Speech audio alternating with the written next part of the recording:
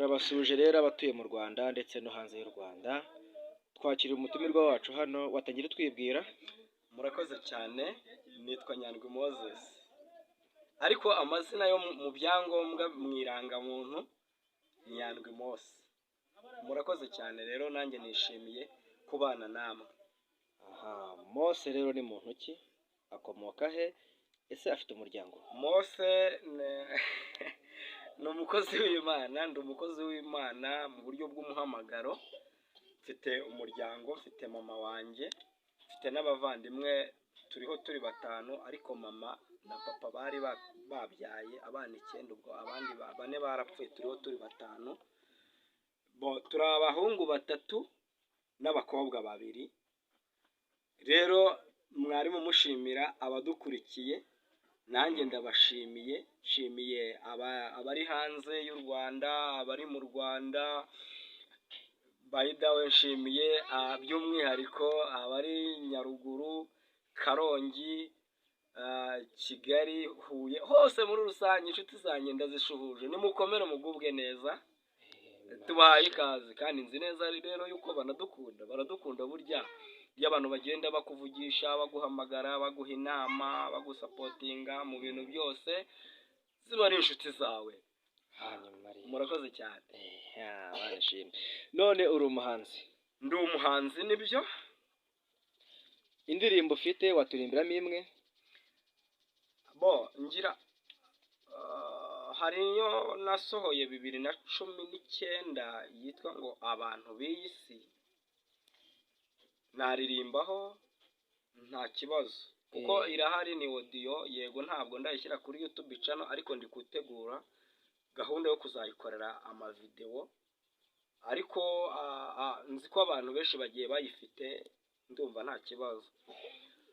Abantu b'iyi si bameze nk'uburabyo burabya mu gitondo, bwakwira bugahunguka, ariko ntibabimenya ngo bashaka ubugingo, ariko ntibabimenya ngo bashaka ijuru. Yesu we, nzagushima mwami, nzagushima, nzakuvugira kandi nzagukorera. Wankuye mu icuraburindi, umurikishiriza umucyo wawe, ukura ku cyavu mwami wanjye, ukicaza mu bakomeye. Nzagushima mwami, nzagushima, nzakuvugira kandi nzagukorera. Wankuye mu icuraburindi, umurikishiriza umucyo wawe, ukura mwami wanjye, ukicaza mu bakomeye.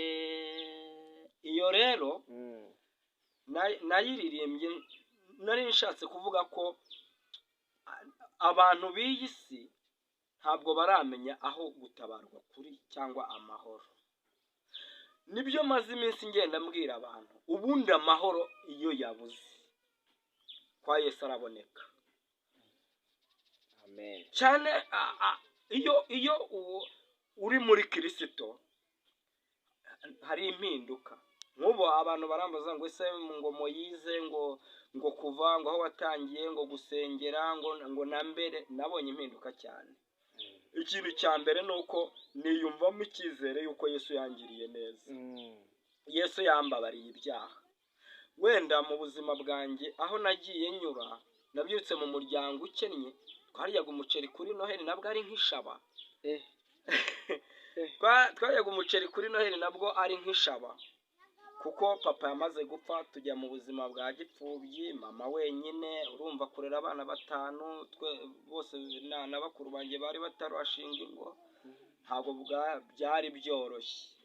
Gusa nagiriwe umugisha n'Imana, Imana ingirira neza. Nashimira ababyeyi bandeze kuva mu wa 3.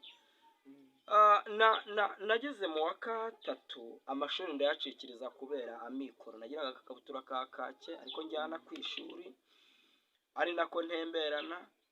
ntabwo naveba umubyeyi, kuko burya tujye twemera hari igihe tuvuka mu miryango ikennye, nawe wareba mu by'ukuri ukabona naho ni Kristo wenyine uzakugirira neza. Hanyuma ndabyibuka nza kujya kwa egizegitifu wa Habintwari Theogene, yayoboraga akagari ka Rugerero mu murenge wa Kivu mvukamo. Mu karere ubwo? Mu karere ka Nyaruguru mu murenge wa Kivu. Urumva amashuri nari nyacikirije mu mwaka wa 3 primaire. Hanyuma nza kujyayo, mama Boneri ubwo ariwe madamu wa executive. Hanyuma nagiyeyo bazajya bampemba 3,000. Tumarana amezi 2 ubwo hari mu biruhuko by'abanyeshuri. Ndanabashimira kandi ndanabakunda. I love you, ndabakunda, ni ababyeyi banjye, ni papa wanjye, ni mama wanjye. Baratwumva. Burya inshuti yanjye nk'uko mwantumiye ngo dukorane ikiganiro, uzashime umuntu akiriho, sibyo? Kuko iyo umuntu yamaze gupfa, bamaze kumusezeraho, bamushyize muri serikeye, ntabwo wamushima ngo abyumve. Ariko genda bashimira bakiriho, kandi nzi neza yuko barabizi. Turavugana kandi na n'ubu ndabashimira, baracyankurikirana. Papa Boneri aho uri ndagushimira, mama Boneri aho uri ndagushimira, kandi ngashimira reka mbanza ahantu, kuko hari abakozi banjye bajya bambwira kuko no gutanga ibiganiro ngo ukatwicisha amatsiko. Narahageze tumarana amezi 2, icyo gihe hari mu biruhuko by'abanyeshuri. Barangije igihe kimwe bavuye ku kazi nimugoroba, baraza baranganiriza. Urumva nari umwana, bari buzajye bampemba 3,000. Barambwira ati rero ati turagushaka. Ndagenda ndabitaba muri salo, agatima gahita kankubita, ndavuga ati se mana yanjye bagiye kunyirukana. Ntangira gutekereza ahantu ndi bwerekere. Noneho barambwira ati rero twishimiye kubana nawe, kandi twashimye ukuntu watubereye umwana. Numva mu mutima wanjye ntangiye kwigirira icyizere, ka motivasiyo karagaruka. Barambwira ati noneho mu gihe tumaraniye turashaka yuko utubera umwana mu rugo. Ati noneho imirimo wakoraga tugashaka undi mwana uzajya uyikora, wowe tukagutangiza ishuri. Haleluya. Bansubije mu ishuri, niyo mpamvu mbashimiye. Bansubije mu ishuri, kuva ubwo ndiga nsubira mu wa 3, bangurira imyenda, bangurira amakayi, kugeza mu wa 6. Icyakora nyuma yaho, kuko wenda n'Imana yashakaga hari kuzanyigishiriza irindi somo ry'ubuzima bw'isi, nibwo naje kubasezera. Baranababara, barambwira ati ariko nubwo dusezeye twumvaga wagumana natwe, kandi koko pe twatandukanye nta kintu mbashinze. Urumva iyo hari ikibazo naba narahuye mu buzima twabanaga, kuko niyo nagiraga ikibazo ku ishuri nibo bazaga nk'ababyeyi banjye.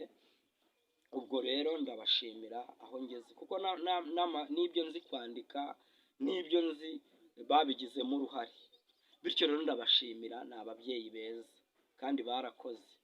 Nibyo nandi kuvuga ngo ujye ushimira umuntu akiriho, kugira ngo nawe mu gutwi kwe hinjiremo yumve yuko yagize neza. Ubu rero nanjye ngenda nshima Imana. Imana yagize neza kumpuza n'ababyeyi nk'abo, kandi na mama wanjye nawe ndamushimira. Ntako atagize mu bushobozi yari afite, burya byanga, ariko ntako batagize. Bityo rero nza kujya muri gahunda yo gusenga, ntangira gukorera Imana. Gusa ngenda nca mu buzima buruhije, ariko nabona nk'agatelefoni, navugisha nka mama Boneri nkamuhamagara ati nyaboneka, agambwira ati wagarutse. Ariko kubera yo ku isi yashaka, mfite indirimbo yitwa ngo isi ni mwarimu.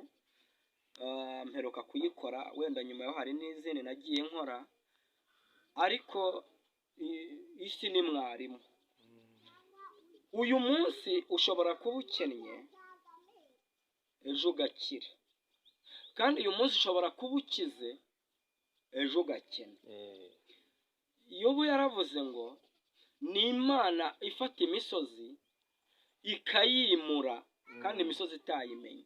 Aravuga ngo uri Imana ifata inyenyeri ikazihimba amazina. Yobu mu gice cya 42 yaravuze ngo nzi yuko ushobora byose kandi nta kibasha kurogoya imigambi yawe. Iti iyo ni Imana yamubwiye ngo uwo ninde uhisha inama kandi atazi ubwenge. Yobu aravuga ngo ni ibintu byari byandenze ngo mbivuga ntabizi, ngo ariko noneho umva mwami, ngiye kukubaza nawe unsubize, ibyawe nari narabyumvishije, none ubu amaso yanjye arakureba. Aravuga ngo nicyo kinteye noneho kwizinukwa nkigaragura mu ivu kugira ngo ngirirwe neza. Buriya abantu b'iyi si niyo yandirimbo navugaga, ubutunzi buradutwara cyangwa se iby'isi bikadutwara cyangwa tugahagarika imitima, ariko njya nkunda kuganira nkabwira abantu aho nkunda kujya kuvuga ubutumwa hatandukanye. Njye mbaha urugero nkabwira ngo ese iyo ufashe igiti cy'umwumbati ukagicimbaguramo uducimbo, warangiza ukagenda ugahinga ugacukura ubutaka ukagenda ugashyiramo twa duti, icya mbere wabucimbuyemo kabiri. Bishatse kuvuga ngo wagicimbuyemo kabiri, ubugingo bwacyo cyangwa ubuzima bwacyo wamaze kubucamo kabiri. Biba bishatse kuvuga ngo nawe ubwawe wagitesheje agaciro mbere y'uko ugitera. Nyuma yaho ukagenda ukagitaba, hashira amezi 6 cyangwa se umwaka bitewe n'igihe imyumbati yerera, ukazagenda ukajya gucukura ugasanga haje imyumbati, cyangwa se ugafata ibirayi ukagenda ugahinga ugacukura ukabitaba. Ibyo ngibyo nabwo ubwabyo byagakwiye kuduha icyizere cy'uko Imana y'ubwayo iriho. Ahubwo jyewe ikintu namaze kubona abantu bamwe na bamwe, ariko ndashimira n'abagisobanukiwe, bakomeza inzira nziza yo gukurikira Kristo. Nubwo gukurikira Yesu bitoroshye, ariko